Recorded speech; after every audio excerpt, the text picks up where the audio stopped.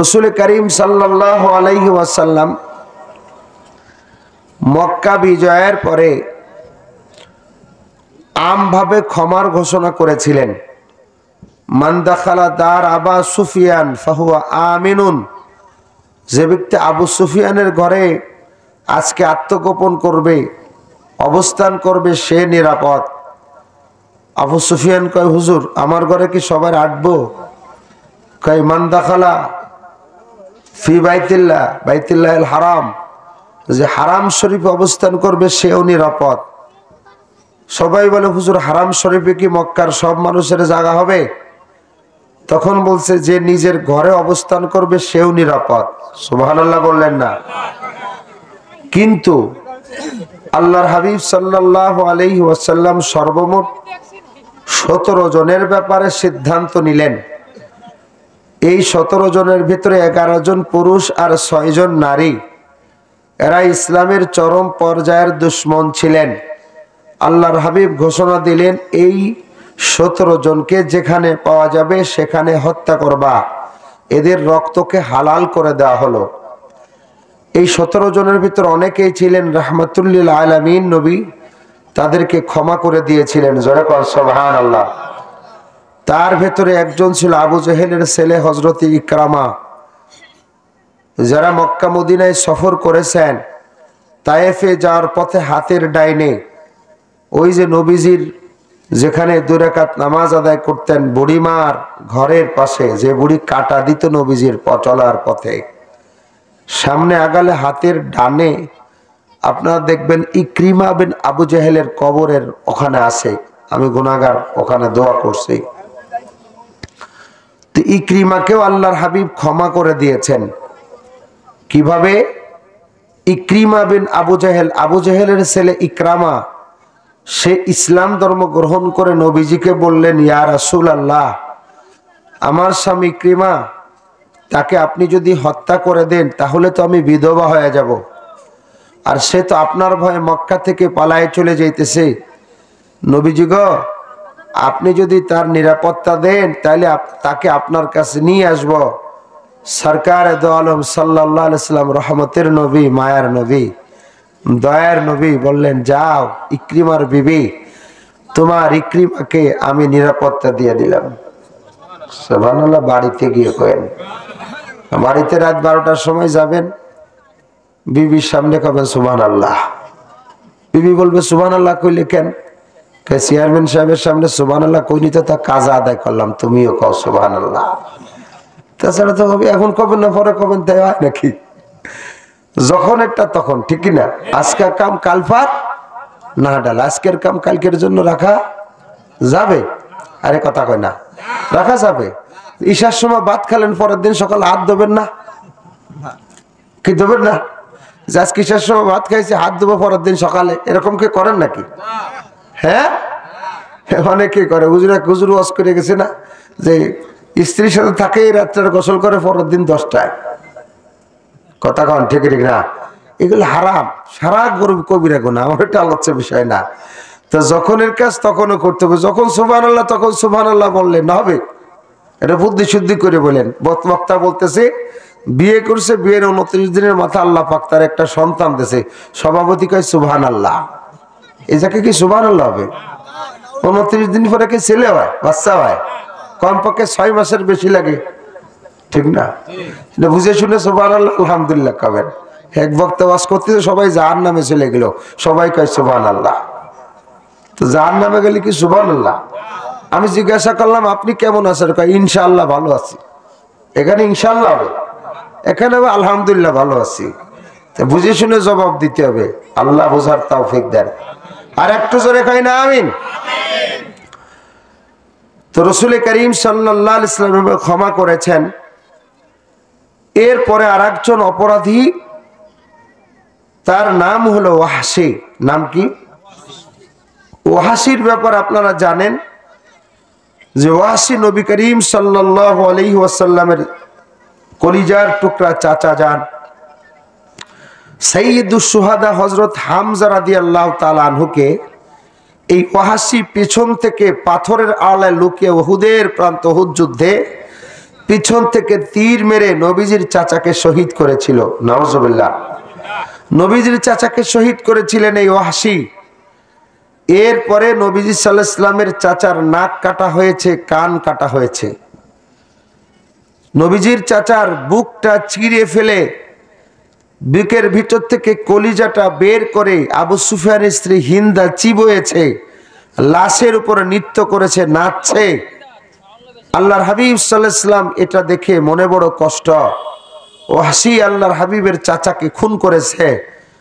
আল্লাহর হাবিব সাল্লাল্লাহু আলাইহি ওয়াসাল্লাম তার হত্যার ঘোষণা দিয়েছেন, তারপরেও আল্লাহর হাবিব রাহমাতুল লিল আলামিন খোঁজ নিলেন।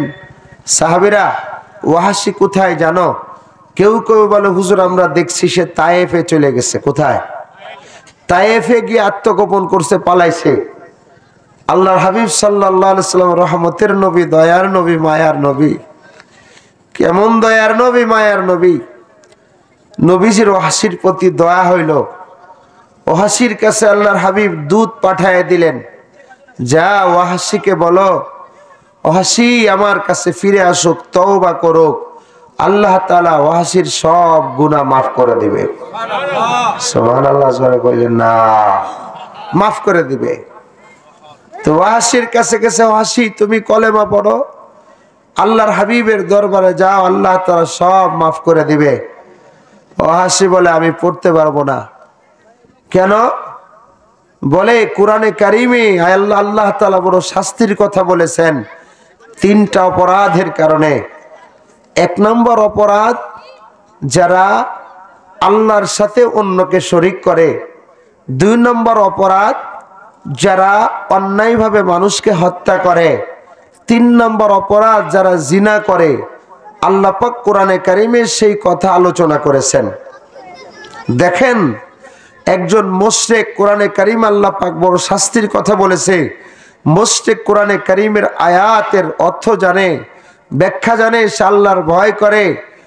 আর আজকে আমরা মুসলমান 4টা সূরা জানি না, সূরা ফাতিহা জানি না, দুরূদ শরীফ জানে না। আছে কি আছে না জোরে বলেন? অথচ বড় বড় নেতা, মসজিদের সভাপতি, সেক্রেটারি, ক্যাশিয়ার, ওরে বাবারে বাবা কি পাওয়ারফুল! কিছুতে কিছু ইমাম সাহেবের চাকরি চলে যায়। ইমাম সাহেব একদিন না থাকলে ইমামতি করা কপালে জোটে না। কথা কন ঠিক ঠিক না? তুমি 20 বছর 30 বছর ধরে মসজিদের দায়িত্ব পালন করো, কে এত ক্ষমতা তোমার? এত পাওয়ারফুল নেতা, তুমি 4টা সূরা মুখস্থ করতে পারো না? থোতা দিয়ে বার হয় না? না, ইমামের ভুল ধরো। ইমাম তো 5 ওয়াক্ত নামাজ পড়ায়, তুমি তো 4টা সূরাও জানো না, সূরা ফাতিহা জানো না, তাহলে তুমি কিসের সভাপতি, সেক্রেটারি? কথা কন ঠিক ঠিক না? আছে কি? আছে কি না? জানে না। কে ইমাম সাহেব 2 দিন ছুটি নিয়ে যাবে, সভাপতি একদিন নামাজ পড়াবে, সেক্রেটারি একদিন, ক্যাশিয়ার একদিন। অসুবিধা আছে? ইমাম সাহেব মাত্র বাড়ি গেছে, টেলিফোন করে কস ইমাম সাহেব মসজিদে মারামারি বেঁধে গেছে, মুয়াজ্জিনের পিছনে কেন নামাজ পড়ে না, আপনি তাড়াতাড়ি আসেন। আপনারা কি করেন? হ্যাঁ, বাচ্চারা কথা বলবা না। আছে কি আছে না জোরে বলেন? ভাইয়ের আমার, এই জন্য আপনাদের শিখতে হবে। খালি বললে হবে না, একটু শিখতে হবে, কষ্ট করে একটু শিখতে হবে। ইমামের কাছে যান, হুজুর আমি তো সূরা ফাতিহা জানি, একটু শিখাইয়া দেন আমাকে, 4টা সূরা শিখাইয়া দেন, গোসলের ফরজ শিখাইয়া দেন, ওযুর ফরজ শিখাইয়া দেন, নামাজ ভাঙার 19টা কারণ শিখাইয়া দেন, ওযু ভাঙার 7টা কারণ শিখাইয়া দেন, নামাজের 14টা ওয়াজিব শিখাইয়া দেন, নামাজের ভিতরে বাইরে 13টা ফরজ শিখাইয়া দেন, হুজুর নামাজের ভিতরে সুন্নতে মুআক্কাদা 12টা শিখাইয়া দেন। এভাবে আপনি শিখেন না। দোয়ায়ে কুনুত শিখাইয়া দেন, তাশাহুদ তাহিয়াতু শিখাইয়া দেন, দোয়ায়ে মাসুরা শিখাইয়া দেন, দুরূদ শরীফ শিখাইয়া দেন। এগুলো আপনারা শিখবেন না। আপনারা সারাক্ষণ টেলিভিশন দোকানে বসে, টেলিভিশনের দোকানে বসে আপনারা ব্যান্সকে ক্ষয় করে ফেলাইতেছেন। কথা কন ঠিক না? টেলিভিশনে সব নাটকের নাম মুখস্থ হয়ে গেছে, মুরব্বী মানুষ হাতে মোবাইল, ফেসবুক চালায়। কথা কন ঠিক না? রাখছেন হুজুরকে, হুজুর দেন তো আপনার ফেসবুক আইডির সাথে আমার একটু অ্যাড করাই দেন তো। মুরব্বী সারাক্ষণ টেলিভিশনের সামনে বসে থাকে, হাতে তসবিহ থাকবে, মসজিদে থাকবে, সেটার খেয়াল না। আয় মুরব্বী, মারা গেলে মালিকের কাছে কি জবাব দিবেন? আপনার আমার কথা মনে বেজার হইতেছেন? হতে পারেন, কারণ কি একটু অপারেশন করলে ব্যথা লাগে, ফোড়া জায়গায় একটু মলম দিলে ব্যথা লাগে, কিছু লোকের খারাপ লাগতে পারে। ভাইরা মাতস্তা বাবারা, তো সরকারে দো আলমের দুধ যে মাত্র ওয়াহশির কাছে গেছে, ওয়াহশি বলে না, আমি বড় অপরাধী, আল্লাহ তাআলা আমাকে মাফ দিবেন না। আল্লাহ তাআলা কোরআনে বলেছেন, আল্লাযীনা লা ইয়াদউনা মা'আল্লাহি ইলাহান আখার ওয়া লা ইয়াকতুলুনা আন-নাফসাল্লাতী হাররামাল্লাহু ইল্লা বিল হক ওয়া লা ইয়াজনুন ওয়া মান ইয়াফআল যালিকা ইয়ালকা আসামা। এই তিনটা অপরাধ যদি কেউ করে সে কঠিন শাস্তির ভিতরে নিমজ্জিত থাকবে, এমনকি তাকে কঠিন শাস্তি দেওয়া হবে। ও নবীজির দুধ, চলে যাও, আমি ফিরে যেতে পারবো না, আল্লাহ পাক আমাকে কঠিন শাস্তি দিবে। আল্লাহর হাবিবের দুধ এবার মক্কাতে সরকারে দো আলমের কাছে চলে আসছে।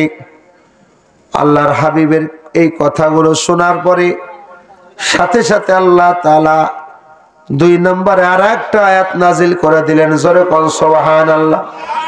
ইল্লা মান তাবা ওয়া আমানা ওয়া আমিলা আমালান সলিহা ফাউলাইকা ইউবাদদিলুল্লাহু সাইয়্যাতিহিম হাসানাত। আল্লাহর নবী জানায় দিলেন, আমার দুধ যাও, ওয়াহশিকে আয়াতে কারিমা শোনায় দাও। নবীজির দুধ আয়াতটা নিয়ে চলে গেল। ওগো ওয়াহশি, শোনো, আল্লাহ পাক আবার তোমার ব্যাপারে ফয়সালা জানাইছেন, তুমি এই 3টা অপরাধ করেছো, শোনো। এরপরে আল্লাহ তাআলা আবার বলেন, ইল্লা মান তাবা ওয়া আমানা ওয়া আমিলা আমালান সলিহা। তুমি এই 3টা বড় বড় অপরাধ করেছো ঠিক, কিন্তু তুমি যদি ঈমান আনো, ইল্লা মান তাবা, কিন্তু তুমি যদি তওবা করো। 2 নাম্বার ওয়া আমানা, ঈমান আনো, ওয়া আমিলা সলিহা, 3 নাম্বার আমালে সালেহ করো, তোমার জিন্দেগির গুনাহ শুধু মাফ হবে না। ফাউলাইকা ইউবাদদিলুল্লাহু সাইয়্যাতিহিম হাসানাত।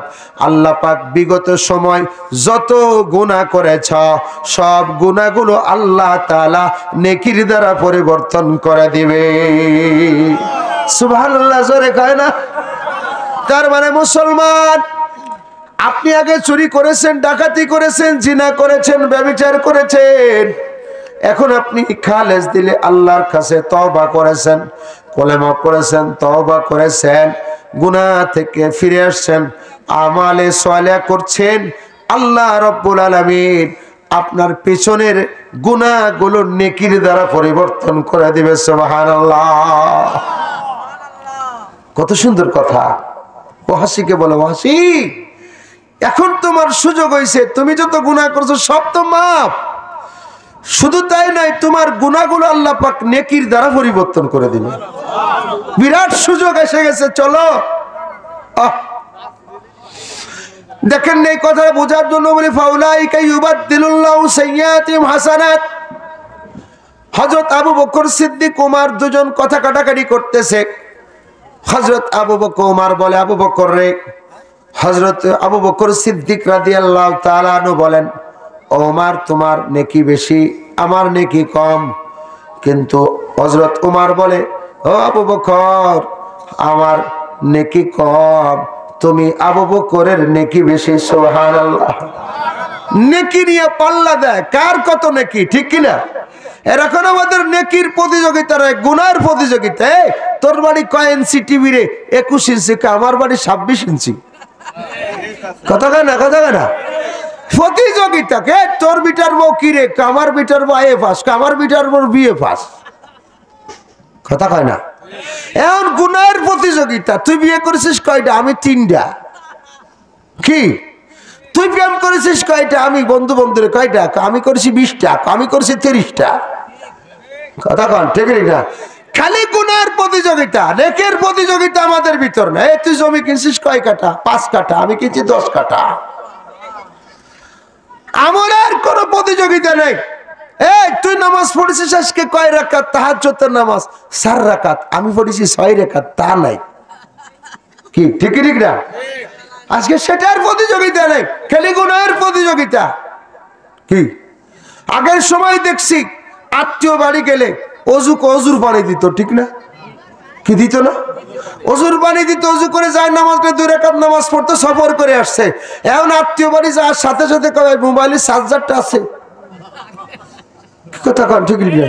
ওই সারা রাত মোবাইল গুতোগুতি করতে চার্জ শেষ, এখন মোবাইলের চার্জারটা আছে। কথা কয় না?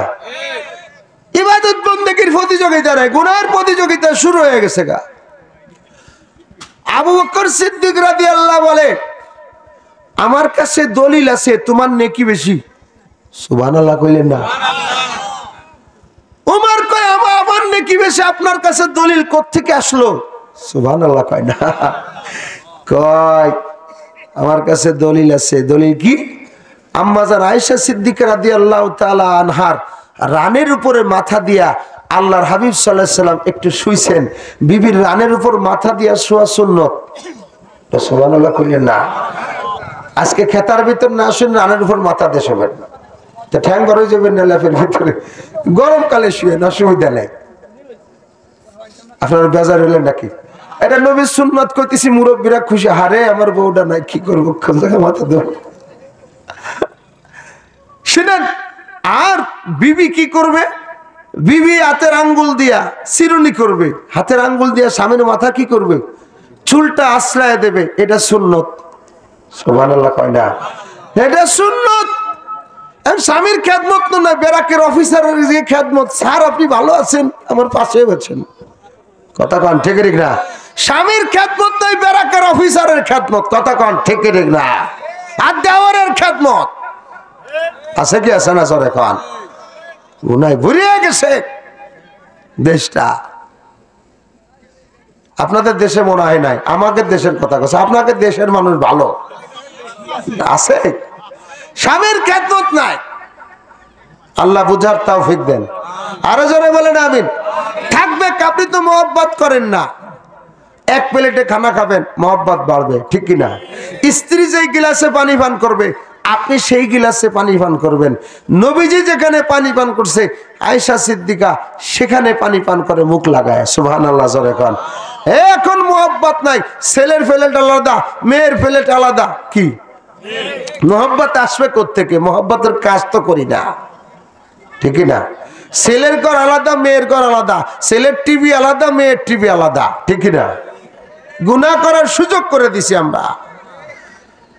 তো হযরত আবু বকর বলে, আপনার যে নেকি বেশি উমর, আমার কাছে দলিল আছে। কিসের দলিল? তাই আম্মাজান আয়েশা সিদ্দিকা রাদিয়াল্লাহু তাআলা আনহা রানের উপরে মাথা দিয়া আল্লাহর হাবিব সাল্লাল্লাহু আলাইহি ওয়াসাল্লাম শুয়ে আছেন। আল্লাহর হাবিব সাল্লাল্লাহু আলাইহি ওয়াসাল্লাম তারকারাজির দিকে তাকাইতেছে, আয়েশা সিদ্দিকাও তারকারাজির দিকে তাকাইতেছে। অন্ধকার রাত। আল্লাহু আকবার। হযরত আয়েশা সিদ্দিকা বলে, ইয়া রাসূলুল্লাহ, এই আকাশের তারকা কোটি কোটি কোটি কোটি তারকা, এই তারকা সমপরিমাণ কি কারো নেকি আছে? এত পরিমাণ নেকি কি কারোর আছে? আল্লাহ রাসূল সাল্লাল্লাহু আলাইহি ওয়াসাল্লাম বলেন, হ্যাঁ অবশ্যই আছে। তখন আয়েশা সিদ্দিকা রাদিয়াল্লাহু মনে মনে করেছিলেন, নিশ্চয়ই নবীজি আমার আব্বার নাম কবে। আরে কথা কয় না?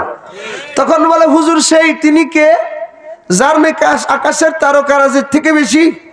তাই তিনি হলো হযরত ওমর। সুবহানাল্লাহ বলে না, তিনি হলো হযরত ওমর। তোমার যে নেকি বেশি, আমার কাছে দলিল আছে। হযরত ওমর বলে, তাহলে কি হবে, আপনার নেকি বেশি। সুবহানাল্লাহ। কথা কাটাকাটি করে যায়। হযরত ওমর ডাক দে বলে, আবু বকর রে, যদি বিষয়টা তাই হয়, আমি আবু বকর ইসলাম ধর্ম গ্রহণ করার পর থেকে, আল্লাহু আকবার, আমার হায়াতের জিন্দেগির যত নেকি আছে সব নেকি আপনাকে দেয়া দিব। আপনি কেবলমাত্র হিজরতের রাতের নেকিটা আমি আবু বকর ওমরকে দিয়ে দেন। আর একটা দলিল হযরত আবু বকর পেশ করেছেন। ওমর আল্লাহ পাক বলছে ফাউলাইকা ইউবাদদিলুল্লাহু সাইয়্যাতিহিম হাসানাত, যে আগে যত গুনাহ করেছো সব আল্লাহ পাক নেকির